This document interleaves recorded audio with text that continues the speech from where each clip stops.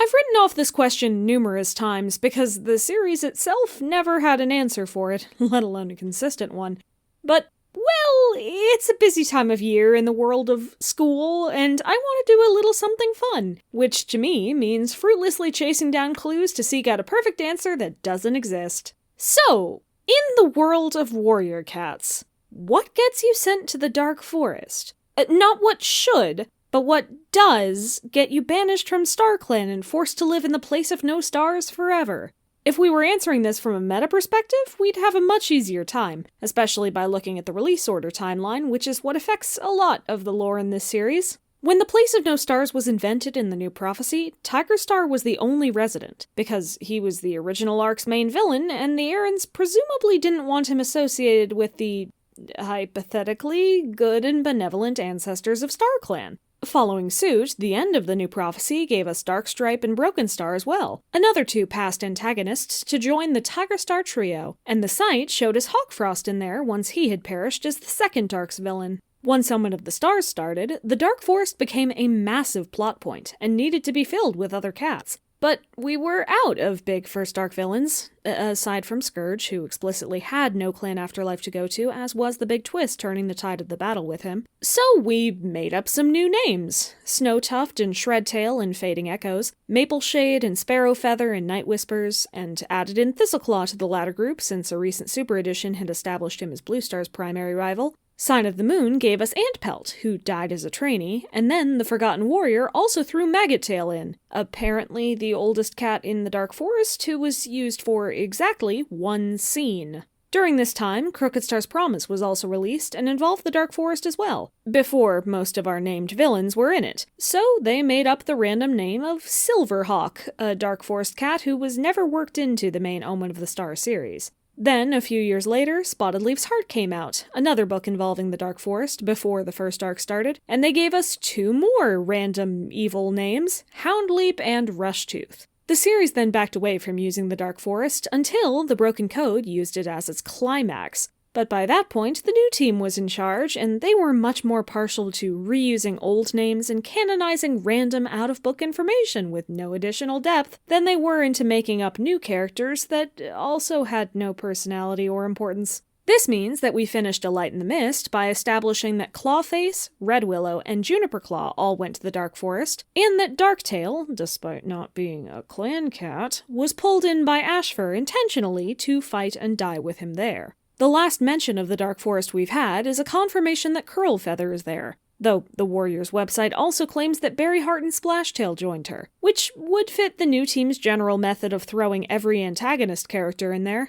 The website also claimed, with no book justification back in 2022, that a few other characters were in the Dark Forest. One Eye, because Kate once said in passing that he may have founded the Dark Forest despite not being a clan cat. Stumpytail, because a fan on Vicky's Facebook said so 7 years ago, and Frecklewish, because someone on the website team did not analyze Mapleshade's vengeance. Stepping even further back from canon, you hear this group of names tossed around for additional Dark Forest cats, but these all came straight from that fan on Facebook, were never remotely acknowledged in the books, and in some cases have even been contradicted by the website family tree, which often seems more than happy to pick up any information it gets.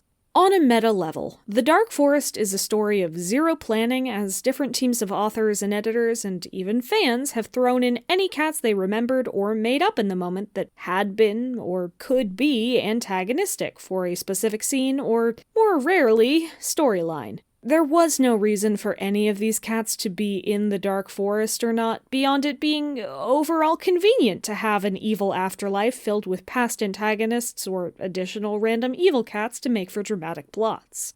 But that's no fun! What if you were actually thrust into the warrior's world and banned from leaving the clans to just become a kitty pet? What if you wanted to know what it would take to keep you and your friends from getting into the Dark Forest? Let's see if we can figure something out through an examination of what every Dark Forest cat is known to have done. I'll go in order of when they died for fun. Mapleshade had a half-clan relationship, lied about it, and then was exiled, recklessly endangered her kits, leading to their deaths, and then murdered 3 cats she blamed for her suffering. In Crooked Star's Promise, she also claims she should have been leader of her clan. Thistleclaw, trained in the Dark Forest, had a reckless and violent strategy for carrying out his duties, trained Tigerpaw to be as violent as possible, and then died. Clawface followed an evil leader who was disobeying the code and killed a medicine cat under his jurisdiction. Broken Star became leader of his clan through murder, overworked his clan by disobeying several aspects of the code, drove out another clan, murdered kittens, and tried to murder several other cats, personally or through orders. Tiger Star murdered his deputy, plotted to murder his leader, twice, and was exiled for it, lawfully took over another clan, murdered another 2 cats, led to the deaths of multiple more, and joined his clan to another and also to a group of rogues with the aim of forcing the other clans to let him take over and be leader of them all. Darkstripe followed an evil leader who was disobeying the code and attempted to murder a kit and a deputy under his jurisdiction, then defected to a rogue group and tried to kill more cats, unsuccessfully. Hawkfrost, trained in the Dark Forest with his evil father, plotted with the deputy of another clan to help him unlawfully take leadership, wanted to take over 2 clans, and attempted to partially murder a leader to give his brother a chance at becoming leader. Antpelt, trained in the Dark Forest. He was gleeful about violence, but only after he died. He was perfectly innocent in life. Red Willow trained in and fought for the Dark Forest and tried to kill other cats during that battle. Darktail was never clan cat, but was a murderer who took over and destroyed 2 clans and hurt others, and he had personal ties to the leader of a clan. He was pulled into the Dark Forest forcefully with ash for magic. Juniper Claw, as Shadow Clan's deputy, poisoned another clan's fresh kill to drive them away from the territory that had once belonged to Shadow Clan. He tried to atone for his actions by saving a kit and drowned himself in the process. Curlfeather plotted to take over the clan by killing their deputy and placing her daughter in a position of power, so she could tell the clan that Curlfeather should next lead them. When she realized she was being betrayed, she tried to warn her daughter against her co-conspirator. If the website is right that Berryheart and Splashtail also went to the Dark Forest, which we can't know for sure until we actually see them there in the books, then Berryheart tried to use the rules of the New Warrior Code to get rid of who she saw as a bad leader, was exiled, became deputy of another clan during an unlawful takeover, aided in that clan's attacks on other clans, and died to protect her daughter. Splashtail plotted to and successfully took over his clan by killing their deputy, set up the death of his co-conspirator, manipulated the new medicine cat apprentice, put in a second fake medicine cat who could lie about him being given new lives, held kits hostage, murdered a deputy for questioning him, and led attacks that hurt or killed other cats. Most of the other cats, the older warriors whose names were thrown in at random, didn't have anything resembling backstories when they were introduced, but A Light in the Mist gave some of them something. Snowtuft has forgotten his living past, save for having been from ShadowClan and wanting power by the time of the Broken Code, and was introduced in Omen of the Stars by hesitantly agreeing to learn killing moves from Hawkfrost, a thing he evidently did not know or use before, which results in his trademark injury. We can't know exactly what happened there, but it seems he was ambitious and not a nice cat, even if he never succeeded. Silverhawk once had a mate named Emberdawn and attempted to kill his leader so that his son could take that leader's place. Both he and his son died for this. Maggottail says he was once obsessed with being ShadowClan's leader. Rushtooth is evil. Houndleap is evil. Shredtail is evil. Sparrowfeather is a woman. For the Dark Forest, that's a unique feature.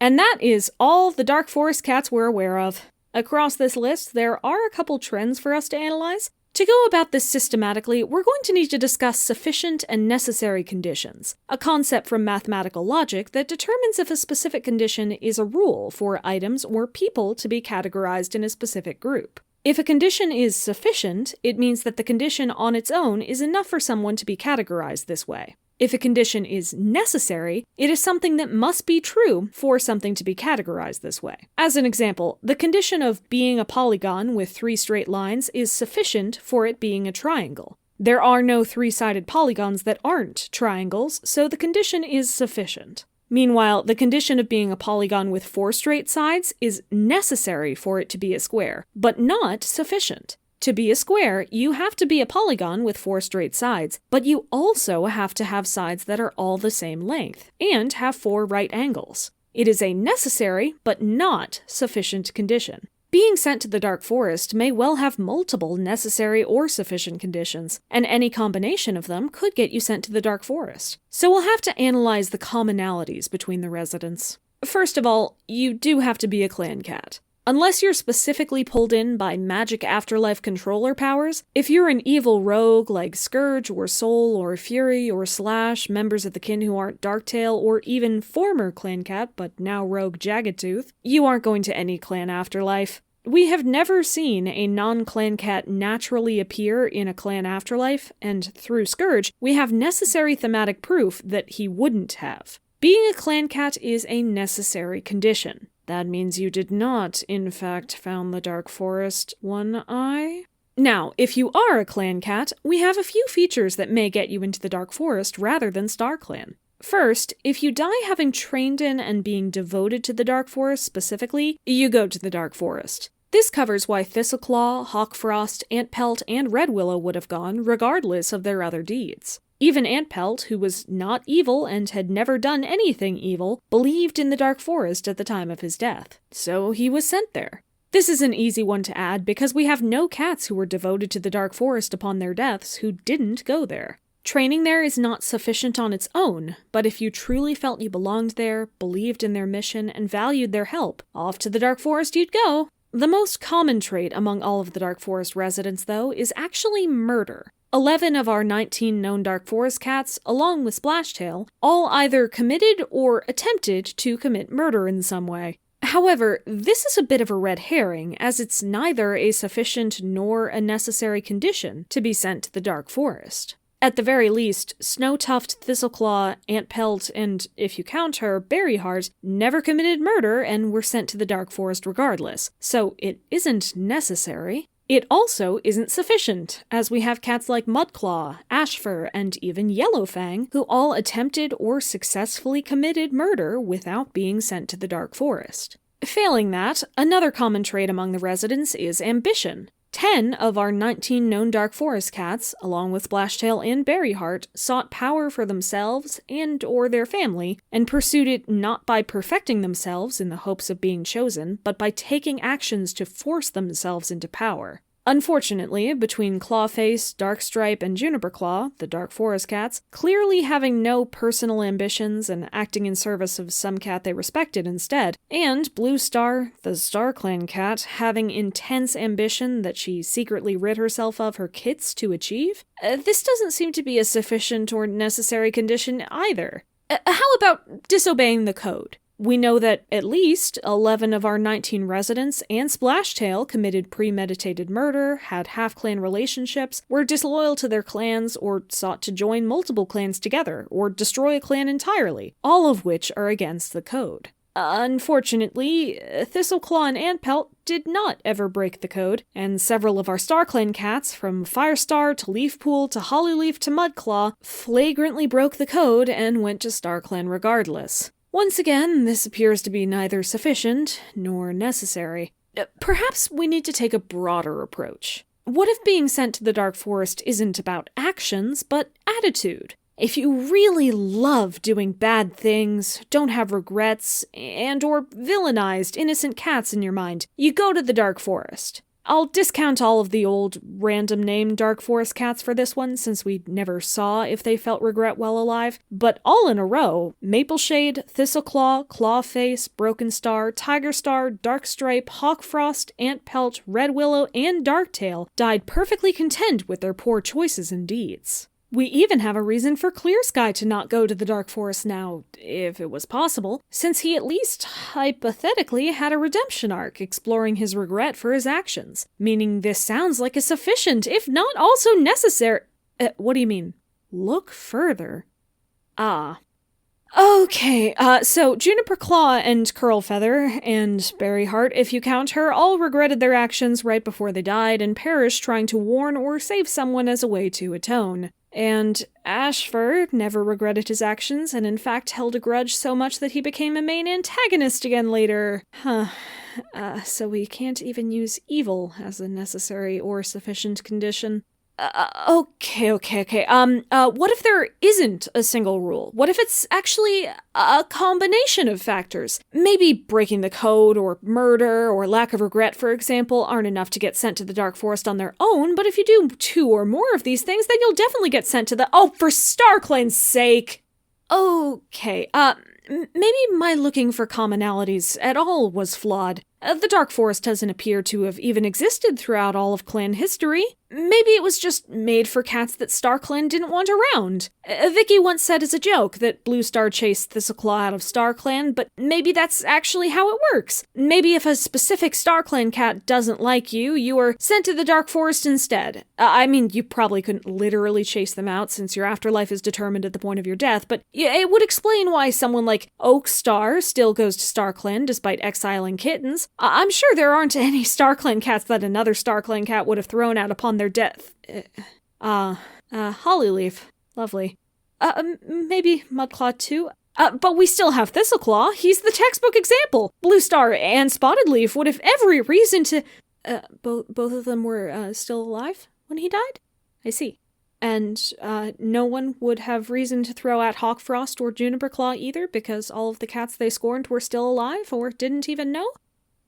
I see. I think that's it. There are no other roads I can turn to. I am left with only two possibilities. First is, unfortunately, what recent canon has shown us. When a cat dies, a completely biased party of 5 to 10 StarClan cats convenes to decide the cat's fate. If Blue Star decides that half-clan kits are unacceptable and sends Leafpool to the Dark Forest, or Yellowfang says that Ashfur's only crime was love and he should be in StarClan, then with little recourse for argument or second opinions, those cats go where they go. Based on the tiny number of Dark Forest cats compared to the 1,000 or more StarClan cats, we can presume that they usually err on the side of StarClan, and maybe they didn't even think of sending them anywhere until a few generations had gone by, allowing Dawn of the Clans era antagonists to get off scot-free. There's no real justice or fair weight given to actions if this is the case, but it would explain why we have so many discrepancies in the first place, and why someone like Leafpool would even come close to being sent to the Dark Forest.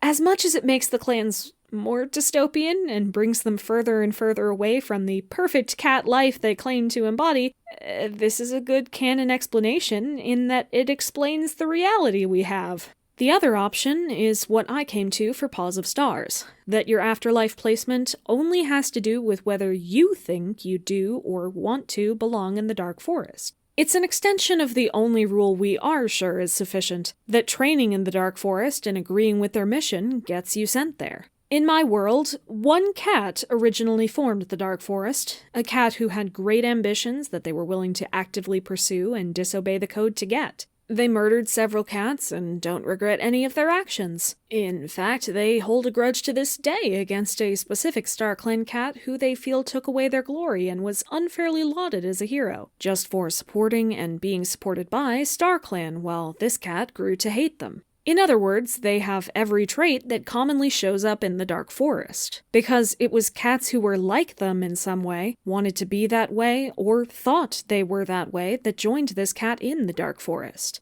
Cats who are unabashedly evil and enjoy weaponizing power go to the Dark Forest. Cats who want desperately to follow around evil leaders for their afterlives go to the Dark Forest. Cats who were tricked into feeling belonging in the Dark Forest more than in the clans would go to the Dark Forest if they died with that mindset. Cats who didn't do anything horrendous but feel extremely guilty and think of themselves as a villain go to the Dark Forest. And, on the other hand, cats who have committed or attempted murder or disobeyed the code may well not go to the Dark Forest, if they believe themselves to be entirely justified and working in the bounds of clan morals. This is not an advertisement for my fanfiction, and I didn't intend to land here going in, but as I started off this little exercise with the aim of finding a rule that doesn't exist, one that would explain why the clan's afterlives work the way they do, it does feel fitting that the answer is essentially, it doesn't exist outside of fanfic. Some sort of very personalized bias is the only explanation, one way or another.